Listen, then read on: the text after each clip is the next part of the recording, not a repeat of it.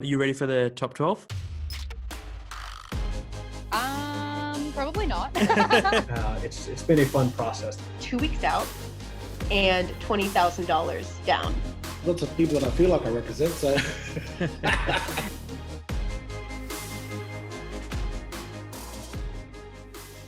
Okay, let's get into it. Top 3 podcasts or books that you recommend. I did used to listen to heaps of podcasts. I haven't really listened to any lately, but I did really love this one that came out last year with ABC called Unraveled True Crime, and the season was called Snowball. And I listened to it because the guy who hired me to do Triple J, he went away for like a whole year and made this whole podcast. And I was like, better listen to that because the old boss that's his thing. Yeah. But I listened to it. I'm kidding, Ollie. If you're listening, I'm joking. I listened to it because it was really interesting because he sold it so well. He was literally like, my brother married a con artist and scammed him out of millions of dollars, and I go on the journey to find out like where she is, why she did it, and all this stuff. And it's just like this insane story of this woman who like really takes his whole family for a complete ride, and it's crazy. Triple J music programmer Gemma Pike, I believe, did the Big Day Out podcast. If you're into Aussie music festivals and wondering why the Big Day Out like ended and how that all like went about, because it was such an iconic, huge festival, and like often on air, like I'll be like, I remember seeing them at like the last Big Day Out, and it's like, it's referenced so much. Yeah, totally. And then back in the day, I used to listen to Love and Radio, which is like Love Plus Radio. And also I really like Radiolab because they do like a really good sort of sciencey vibe, but it's not sciencey in that like you don't feel like you're wearing a lab coat while listening. It's really like loose science kind of thing. So that's my recommendation for podcasts. I'm really into books. I am, and I think the most important one to me is a fable.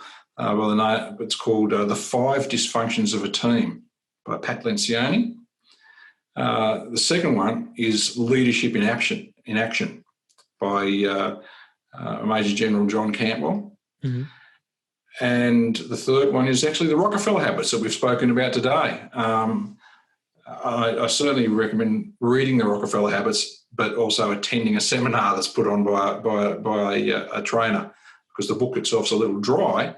And you don't get some of the excitement that I enjoy out of it. But they're the 3 books that I regularly revisit.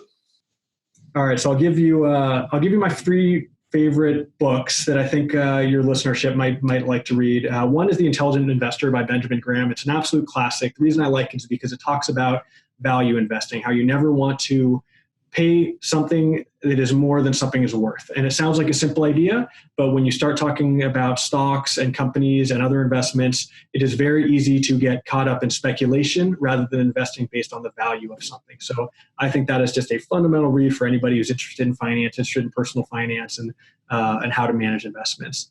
A second, what I would call investing book that I really like is called The Most Important Thing by Howard Marks. And these are kind of macroeconomic letters that he writes out to his investment community. And so he's the chairman and I think co-founder of Oaktree Capital, which is based here in Los Angeles. They're a private equity firm. They do distressed debt investing, amongst many other things.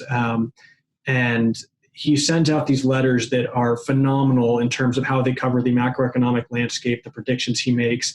And while they can be very professorial and theoretical, I think they're a really fascinating read. And so those are 2. The third book that I found has really shaped my worldview, maybe not from an investing standpoint, but just in terms of, being a student of history and of the U.S. I really like a book called A People's History of the United States by Howard Zinn.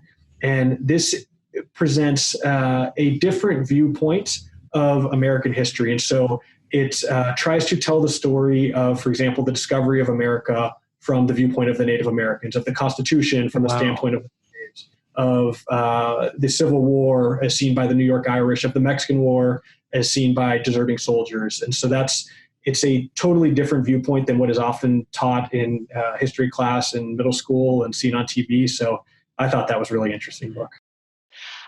So I'll go for books. One that I can't I can't promote this enough. It's called So You Want to Talk About Race. And it's about a Seattle-based, or it's by a Seattle-based author called, her name is Ijeoma Oluo. And if you are interested in learning more about having discussions about race and kind of the importance of being anti-racist, this book is a great place to go. Fierce Conversations by Susan Scott, also Seattle-based. This is just so important for people that are managing teams or managing or leading organizations about how to have like fierce conversations and effective communication. And randomly, I've came across this other one. It's called Unfuck Your Brain. And it's all about kind of managing trauma, grief, and coping, and just like all the things that our brain is working through on a regular basis that we may not fully understand. I learned a lot from that. So I'm going to give a couple of books for you that I really love. So one is an oldie but a goodie, which is Winning by Jack Welch. Jack Welch recently passed away. He was the former CEO of General Electric, and he has some absolute gems in that book. And to me, it's a book I've reread many times. I also like a book a little bit newer called 0 to 1, which is by Peter Thiel. Peter is one of the world's most successful venture capitalists, and he also has some just amazing advice in terms of startups and really building a successful future in your career, no matter where you're at. I watch a lot of YouTube videos, although I feel like there's a lot of overlap these days because, you can just listen to the audio. You don't necessarily need to watch the video. I watch a lot of Gary Vee videos. Yeah, he does a lot of like interviews with like business people, and I guess he technically does have a podcast, but yeah, I find that content pretty interesting. Linus Tech Tips, as discussed earlier. They do the WAN show every week. I've actually got so many books. Listening to Archie Roach's memoirs at the moment, which is just fantastic. Just Mercy by I think it's Brian Stevenson. Alice Walker, I just finished reading The Color Purple. So I'm on a mission to read 52 books a year. I started this last year and met my goal, and this year I'm there again. So I'm a big fan of books. My favorite two books that I've read in the past decade have been The 4-Hour Work Week by Tim Ferriss, because Tim Ferriss taught me so much about creating your own dreams. And I read his book for the first time when I was probably 17. So it was really fun, foundational, and like just following your nose. And then I love Don Norman's classic The Design of Everyday Things. And his whole notion is that people don't see bad design, or people don't see good design. Good design is invisible because you live in this world where everything works. People only see bad design. So I love to create events and to create programs around that idea that if nobody says anything, it means it's been a total hit. People will tell you if it's bad. Yeah, definitely. And then my favorite podcast is probably A Drink with James by Four. And this is a podcast all about social media, specifically Instagram. And James Four founded this not-for-profit company in New York City called Fourco that helps people become influencers on social media. But it really talks about all of the changes in social media, and it gets really down into the dirty, nitty-gritty of how these social platforms work. So listening to him and meeting him in person when I visited New York City was so, it helped me learn so much because, when I started this page, I didn't know what I was doing. I am a reader. My favorite book of all time is Hitchhiker's Guide to the Galaxy. It's not new. Podcasts at the moment, I'm listening to CoronaCast, because, that's very 2020. And I'm also really enjoying the Australia Institute Theory. They're doing a series on economics. They've done a lot of really good sessions on the gas industry and electric vehicles. So I'm working my way through there. So that'll be my top 3, I think. If I'm completely honest, I used to love reading, don't get me wrong, but in recent years, I haven't really read all that much. In saying that, I did read Sophia Amoroso. She's the founder of Nasty Girl Vintage.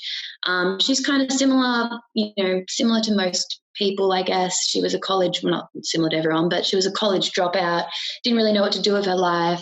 She had a knack for thrifting, and this was kind of back in I think it was the eBay and MySpace age. She was uploading photos, and now she's sort of running 2 really successful businesses, and her book was just all about the highs and lows and, not being this entrepreneur that people might think that you should be when you first start.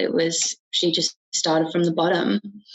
Another one that I read as well is just the Fashion Manual by Fashionary. It's basically like a visual guide on how to start your own business from a sort of product and branding perspective.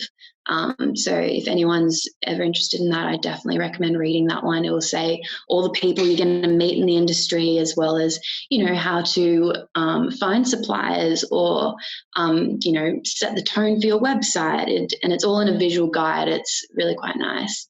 My third one, again, is TikTok. I read, well, there's not much to read, but you just learn information from that. I'm quite a visual learner as well.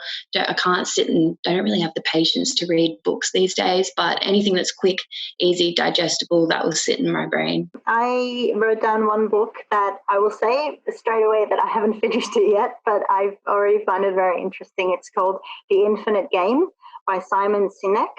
And it's kind of about how business is an infinite game. It just always keeps going, but a lot of people think about it as a finite game. So it's a very different mindset. So I find it very interesting to read about. And the other 2 I wrote down were podcasts. So I really like kind of inspirational stories from people. And one I really enjoy is the Lady Startup Stories. That's a podcast from Mamma Mia. And the other one I really like is the Big Magic podcast by Elizabeth Gilbert. I think a lot of people know about Elizabeth Gilbert and her book, Big Magic, but I was particularly excited about the podcast that came with the book because it talks about people specifically and their creative journeys. Yeah, look, I'm listening to an audiobook at the moment, which I'm loving, and that's Gamification by Yukai Chao. Which is his Octalysis framework. Is brilliant. And yeah, I mean, it kind of touches on a lot of the amazing stuff that we've been talking about to do with purpose and what motivates people as well. So, it's a great book about gamifying businesses, technology, but it also applies to all sorts of other things like life. Pitch Anything was a great one I read recently by Oren Klaff. That's fantastic. Some great stuff in there. Contagious was also brilliant. So you can see the theme of the books I've been reading are a lot about communication, pitching, business, and human psychology of understanding how people engage with experiences and businesses and tech. Yeah. Hooked was another one that was really good by Nia Eyal, I think it was Ryan Hoover. Homo Deus and by Yuval Noah Harari. That stuff's really cool. Love all that stuff about, I suppose it's sort of an anthropological view of humans over the millennia. The Bible. I actually don't read many. I don't read a lot, to tell you the truth, and I don't listen to too many podcasts, so I can't really give you that many answers. But number 1, 2, and 3, read the Bible. You'll get somewhere in life if you do. Start reading that. So I always say I love reading, but actually I listen to audiobooks. But I think that's still reading, right? I go on a walk and I listen to them. So the ones I'm listening to at the moment are 12 Rules for Life by Jordan B. Peterson. Another one I really love is called Breaking the Habit of Being Yourself. And that the guy's name escapes me, but yeah, definitely listen to that too. And then thirdly, 101 Essays That Will Change the Way You Think by Brianna Wiest. They're my top 3 at the moment.